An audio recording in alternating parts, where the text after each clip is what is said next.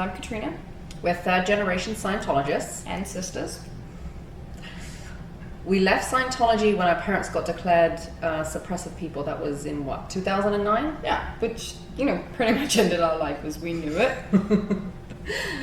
Yeah. So speaking of Scientologists, we recently saw a video by Jenna and Bodhi Elfman. Jenna? Is it Jenna? Yeah, it's Jenna. Jenna Elfman as opposed to Jenna Miscavige. Right. Two totally different Jennas. Don't confuse them. The first, Jenna Elfman, is like Miss Scientology. Jenna Miscavige is Miss X Scientology.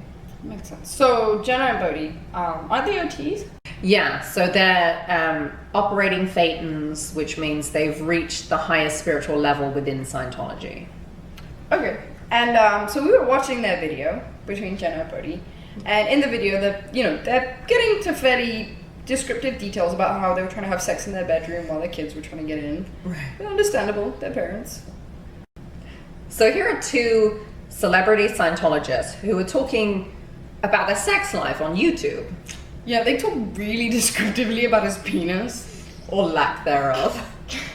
I mean, it's a little off-putting when he keeps saying flaccid over and over again. Like, you cannot get that image out of your head. Okay, so within Scientology, there are a lot of rules. Like, you might even go as far as to say they are the religion of rules. Yeah, and Kat knows because she broke them all. No, that was you. True. Yeah, so the religion of rules.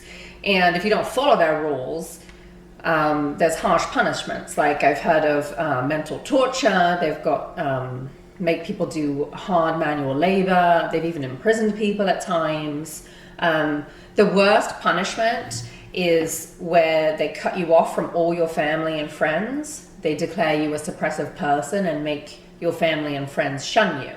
And if they don't shun you, then they'll get shunned themselves. Which kind of brings us to the point of our video. Anybody else in Scientology would have been reprimanded in some way. I mean, Yeah. at least investigated or have to do some kind of amends project. Right, they wouldn't have been just allowed to do this. No, not at all. Okay, so at one point in the video, Jenna talks about how she would give a blowjob to a horse if she could watch Netflix all day. Like, on what planet does that even make sense? Like, where is this horse that's like, I will let you watch Netflix all day?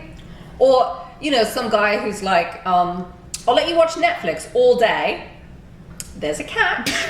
I have a horse. Like, maybe Scientology is the horse. Like, figuratively, I will blow Scientology's dick if they let me watch Netflix for one day. It's possible.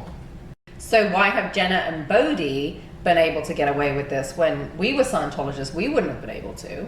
Like, I've been investigated and interrogated and sec-checked for far less than what they've done. Yeah, I mean, I've gotten in trouble for far less, but I mean, then again, I'm not a celebrity. No, but I mean, it seems like they're getting extra treatment.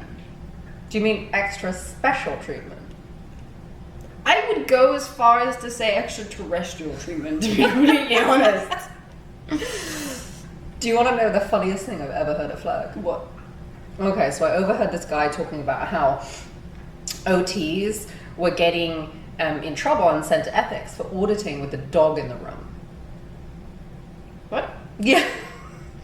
Yeah. So I thought this was really odd, and being the nosy person that I am, and I wasn't an OT at the time, so I didn't know.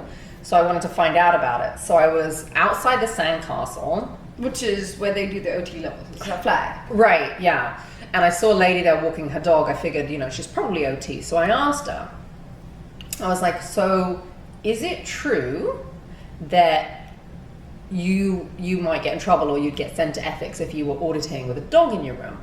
And she admitted that actually she had gotten in trouble for it and she had to be handled on it, and she doesn't do it anymore. That's insane. I mean, because it's like auditing, which is self-therapy.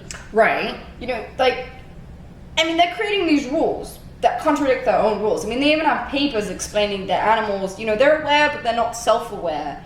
Yet, they're trying to be conscious of them not being affected by receiving secret information. Right, because the OT levels are secret. Well, I mean, they like to think they are.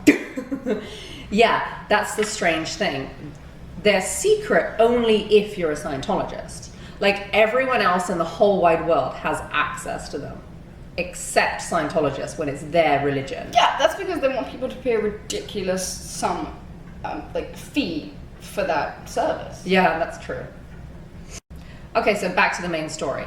So these are OTs that are talking very descriptively about their sex life on YouTube, and they're getting away with things that other Scientologists wouldn't.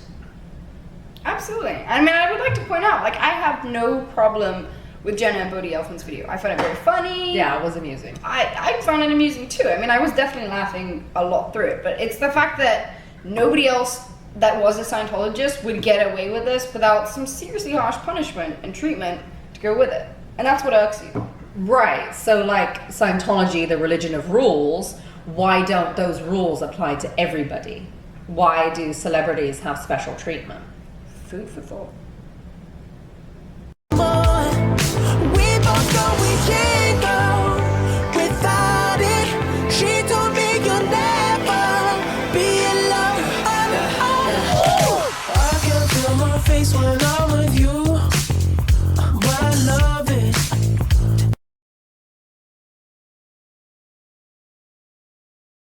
Okay, so why are Jenny and Boda allowed... Boda! Like Yoda? Like freaking screaming and kicking we are. Scientologists we are! Strange rules we have.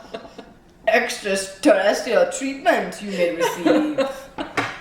E to A you shall do. Ethics we will send you. Reform you shall receive.